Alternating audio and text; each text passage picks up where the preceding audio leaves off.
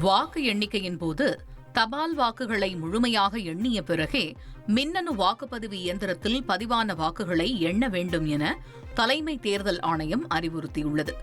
வாக்கு எண்ணிக்கை நாளன்று பொதுவாக காலை 8 மணிக்கு தபால் வாக்குகள் எண்ணப்பட்டு 8:30க்கு மின்னணு வாக்குப்பதிவு இயந்திரத்தில் பதிவான வாக்குகள் எண்ணப்படுவது வழக்கம். ஒருவேளை 8:30 மணிக்குள் தபால் வாக்குகள் எண்ணும் பணி நிறைவு பெறாவிட்டால் அது எந்த கட்டத்தில் இருந்தாலும் 8:30க்கு தாமாகவே மின்னணு வாக்குப்பதிவு இயந்திர வாக்குகளை எண்ணும் பணி தொடங்கும்.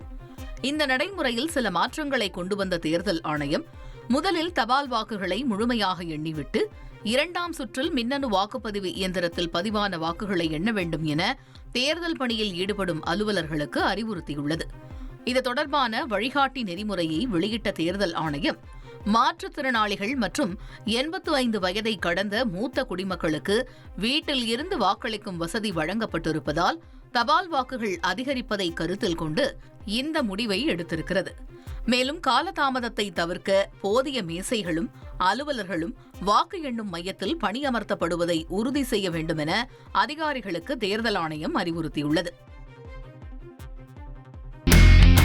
இனி செல்லும் இடமெல்லாம் செய்தி. தந்தி டிவியின் வாட்ஸ்அப் சேனலை ஃபாலோ பண்ணினா செல்ல இருக்கும் இடமெல்லாம் செய்தி. இதோ QR கோட் இப்பவே ஸ்கேன் பண்ணுங்க, ஃபாலோ பண்ணுங்க.